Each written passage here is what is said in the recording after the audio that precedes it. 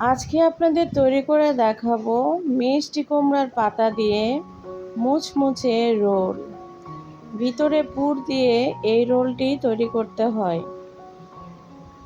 মিষ্টি কুমড়ার পাতা দিয়ে পুর ভরা এই রোলটি যে কেউ দেখলেই নিজেরাই বাসায় তৈরি করে খেতে পারবেন। বর্ষার এই সিজনে মিষ্টি কুমড়ার পাতার কিন্তু অভাব থাকে না। আর এই মিষ্টি কুমড়ার পাতা দিয়ে মুচমুচে এভাবে রোল তৈরি করে সবার মন জয় করে নিন। তার জন্য লাগছে আমার মসুরের ডাউল। এগুলো এখন আমি 2 ঘন্টার জন্য ভিজিয়ে রাখবো। আর 2 ঘন্টা পরে ভিজিয়ে রাখার পর চলে এসেছি, খুব সুন্দর নরম হয়ে গিয়েছে। তো এখন এটাকে ব্লেন্ড করে নিয়েছি। এরকম পাতলা করে একটা ব্যাটার তৈরি করে নিতে হবে। ব্লেন্ড করে এই যে দেখতে পাচ্ছেন, একটু পানি দিয়ে এটাকে ব্লেন্ড করে নিতে হয়। এখন একটা সার্ভিং ডিশে এটাকে ঢেলে নিলাম। সঙ্গে দিয়ে দিলাম চালের গুঁড়া। চালের গুঁড়াটা 3 চামচ দিয়েছি। মরিচের গুঁড়া, ধনিয়ার গুঁড়া, জিরা আর লবণ এখানে দিয়ে দিয়েছি। দেওয়ার পর এটাকে ভালো করে এভাবে চামচ দিয়ে নেড়েচেড়ে একটা সুন্দর ব্যাটার তৈরি করে নিব। আমি যেই ব্লেন্ডার জারে ব্লেন্ড করে নিয়েছিলাম ডাউলগুলো, সেটা ধুয়ে এখানে পানিটা দিয়ে দিলাম। দিয়ে এখন নেড়েচেড়ে আরেকটু পানি দিয়ে সুন্দর করে একটা ব্যাটার তৈরি করে নিয়েছি। এই যে দেখতে পাচ্ছেন, এটাকে ঢাকনা দিয়ে ঢেকে 20 মিনিটের জন্য রেখে দেব। এখন লাগছে আমার মিষ্টি কুমড়ার পাতা। পাতাগুলো অবশ্যই কচি নেওয়ার চেষ্টা করবেন, এতে করে মিষ্টি কুমড়োর রোলটা খুব সুন্দরভাবে ভেতর থেকে ফ্রাই হয়ে আসবে আর মুচমুচে একটা ভাব চলে আসবে। তো পাতার উপরে যে একটা শিরা থাকে সেটাকে এভাবে উঠিয়ে ফেলতে হয়, এতে করে পাতাটা আরও সফট হয়ে যাবে। এই পাতাগুলোকে এখন আমি একটু সেদ্ধ করে নেব। কড়াইয়ের মধ্যে পানি বসিয়ে দিয়েছি, গরম পানি। এই যে যখন ফুটতে শুরু করবে তখন সবগুলো পাতা একত্রে এভাবে দিয়ে দিলাম। এখানে কোনো প্রকার লবণ ব্যবহার করা যাবে না। তো এখন এটাকে দেখুন, আমি এভাবে একটু প্রেস করে দিচ্ছি, এতে করে মিষ্টি কুমড়ার পাতাগুলো মোটামুটি 20% সেদ্ধ হয়ে যাবে। তো এখন এটাকে আমি উঠিয়ে ফেলবো। মাত্র আপনারা 30-40 সেকেন্ডের মতো এটাকে জাল করে নেবেন। এরপরে এটাকে পানি ঝরিয়ে ঠান্ডা করে নেবেন। এখন দেখুন, আমি যে পুরটা তৈরি করব তার জন্য কড়াইয়ের মধ্যে দিয়ে দিলাম 1 মুঠ পরিমাণ পেঁয়াজ আর 3-4টা কাঁচামরিচ আমি ছোট ছোট টুকরা করে দিয়ে দিয়েছি। এখানে আপনাদের টেস্ট বুঝে মরিচগুলো ব্যবহার করবেন। যে যেমন ঝাল খেতে চান সেই পরিমাণে মরিচ এখানে ব্যবহার করবেন। পেঁয়াজগুলো যখন এরকম একটু কালার চলে আসবে তখন এখানে গুঁড়া মশলাগুলো দিয়ে দিতে হবে। আদা রসুন কিছুই দেওয়ার প্রয়োজন নেই। হলুদের গুঁড়া, মরিচের গুঁড়া, ধনিয়ার গুঁড়া আর একটু ভাজা জিরার গুঁড়া, চাইলে এখানে গরম মশলার গুঁড়া দিতে পারেন। দিয়ে সামান্য পানি দিয়ে এটাকে নেড়েচেড়ে কষিয়ে নিলাম। এখন সেদ্ধ করে রাখা কিছু আলু এখানে দিয়ে দিলাম। দিয়ে এটাকে সুন্দর করে একটা পুর তৈরি করে নিলাম। এই যে দেখতেই পাচ্ছেন। তো নামানোর আগ দিয়ে একটু ধনিয়া পাতা দিয়ে দিলাম। এখানে আমি বিলাতি ধনিয়া পাতা দিয়েছি, আপনারা যে কোনো ধনিয়া পাতা, কারি পাতা দিতে পারেন। চাইলে এখানে বাদাম বা নারকেল দিতে পারেন। তো পুরটাকে ঠান্ডা করে নিয়েছি। এখন পুরগুলো দিয়ে আমি যে রোলগুলো তৈরি করব সেটা তৈরি করতে চলে আসলাম। একটা পাতা প্রথমে বিছিয়ে দিয়েছি, দেওয়ার পরে এখানে আলুর পুরগুলো এভাবে লম্বা করে একটু দিয়ে নিতে হবে। অবশ্যই একটু লম্বা করে দিবেন, যেহেতু আমরা এখানে রোল তৈরি করব, তো সেই ক্ষেত্রে এভাবে লম্বা করে দিতে হবে। এরপর 2 পাশের পাতাটাকে আমি প্রথমে ভাঁজ করে নিলাম। এরপর উপর থেকে এভাবে ভাঁজ করলে দেখতে পাবেন যে সুন্দর একটা রোল তৈরি হয়ে গিয়েছে। এই যে দেখুন। তো এরকম করে এখন বাদবাকি রোলগুলোকে আমি তৈরি করব। আপনাদের দেখার সুবিধার্থে আরেকটা রোল তৈরি করে দেখাচ্ছি। এই যে দেখুন, পাতাটাকে প্রথমে বিছিয়ে নিতে হবে। এখানে একটা টিপস বলি, সেটা হচ্ছে আমি যে পাতাগুলোকে একটু সেদ্ধ করে নিয়েছি সেই ক্ষেত্রে পাতাগুলো খুব সুন্দর সফট হয়ে যাবে আর এই রোলটা তৈরি করতে একদম সুবিধা হবে। আপনারা যদি এক সরাসরি পাতা দিয়ে এই রোলটা তৈরি করতে যান, সেক্ষেত্রে রোলগুলো একদম ভালো হবে না, ফেটে যাওয়ার সম্ভাবনা থাকবে।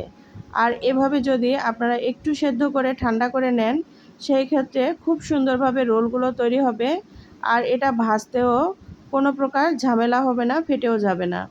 তো এখন অফ ক্যামেরাতে সবগুলো আমি তৈরি করে নিয়েছি, দেখতেই পাচ্ছেন। এই যে সবগুলো রোল আমার রেডি। তো এখন এগুলোকে সেই যে ব্যাটারটা গুলিয়ে রেখে দিয়েছিলাম 20 মিনিটের জন্য, দেখা যাক সেই ব্যাটারটার কি অবস্থা। তো এই যে এখন ব্যাটারটা দেখুন আমার একদম সুন্দরভাবে সেট হয়ে এখানে কিন্তু আছে। তো এখন এই যে একটা পুর ভরা যে রোলগুলো তৈরি করেছিলাম সেটাকে দিয়ে দিলাম, দিয়ে চামচের সাহায্যে নেড়ে চেড়ে এইভাবে একটু করে উল্টে পাল্টে সুন্দর করে এই ব্যাটারটাকে লাগিয়ে নিলাম। নেওয়ার পরে তেলের মধ্যে দিয়ে দিব। তেলটাকে কিন্তু পর্যাপ্ত পরিমাণ গরম করে নিয়েছি। নেওয়ার পরে একটা একটা করে চামচের সাহায্যে আমি সবগুলো রোল তেলের মধ্যে দিয়ে দিব। তবে এখানে আমার কড়াইয়ের পরিমাণটা বুঝে রোলগুলো ছাড়তে হবে। কড়াই যেহেতু বেশি বড় না, সেই ক্ষেত্রে আমি এখানে 3টা রোল ফ্রাই করে নেব প্রথমে। আপনাদের যদি ফ্রাই প্যান বড় হয়ে থাকে সেভাবে সেখানে 4টা মতো দিতে পারবেন। তো 3টা দিয়ে আমি এখানে খুব বেশি পরিমাণ তেল দেইনি। যে পরিমাণ তেল দিয়েছি এতে করেই সুন্দরভাবে এটাকে ফ্রাই করে নিতে পারবো। আপনারা চাইলে ডুবো তেলেও এই কাজটা করে নিতে পারেন। আর এই যে দেখুন, আমি যেহেতু তেল কম দিয়েছি সেই ক্ষেত্রে পুরোপুরি ডুবো তেল হয়নি। এর জন্য আমি তেল দিয়ে উপর থেকে রোলগুলোর উপরে এভাবে কিন্তু দিয়ে নিচ্ছি একটু তেলগুলো। এতে করে উপরটাও সুন্দরভাবে ফ্রাই হয়ে যাবে আর এটা অনেক মুচমুচে হয়ে যাবে। আর এভাবে যদি তেলটা উপরে ছিটিয়ে নেন, সেই ক্ষেত্রে এটা যখন উল্টাবেন সেই সময় ভাঙার কোনো চান্স কম থাকে। তো এই যে এখন আমি এটাকে উল্টে পাল্টে সুন্দর করে অফ ক্যামেরাতে ফ্রাই করে নেব। এই যে আমি মসুরের ডাউলটা আর চালের গুঁড়া যে দিয়েছিলাম সেটার কারণে এটা অনেক সময় মুচমুচে থাকবে। আমরা যেরকম বেসন দিয়ে রোল তৈরি, বিভিন্ন চপ রোল এগুলো তৈরি করি, সেই ক্ষেত্রে কিন্তু এখানে মসুরের ডাউলটা সেই বেসনের কাজটাই করবে। আর বেসন তো সচরাচর ডাউল দিয়েই তৈরি করা হয়, তো সেই কারণে আমি এখানে মসুরের ডাউলটা আর চালের গুঁড়াটা ইউজ করেছিলাম। এই যে এখন দুই পাশে নেড়ে চেড়ে সুন্দর করে ফ্রাই করে নিচ্ছি। ভিডিওতে দেখতেই পাচ্ছেন কত সুন্দর হয়েছে। মাশাআল্লাহ, খেতেও কিন্তু খুবই লোভনীয় একটি রেসিপি, যেটা আপনারা ভাত, খিচুড়ি বা পোলাওয়ের সঙ্গে খেতে পারেন। এছাড়া বিকেলের নাস্তা হিসাবেও এটা রাখতে পারেন। খেতে কিন্তু অসাধারণ লাগে। তো উপর থেকে একদম মুচমুচে আর ভিতর থেকে একদম ক্রিস্পি।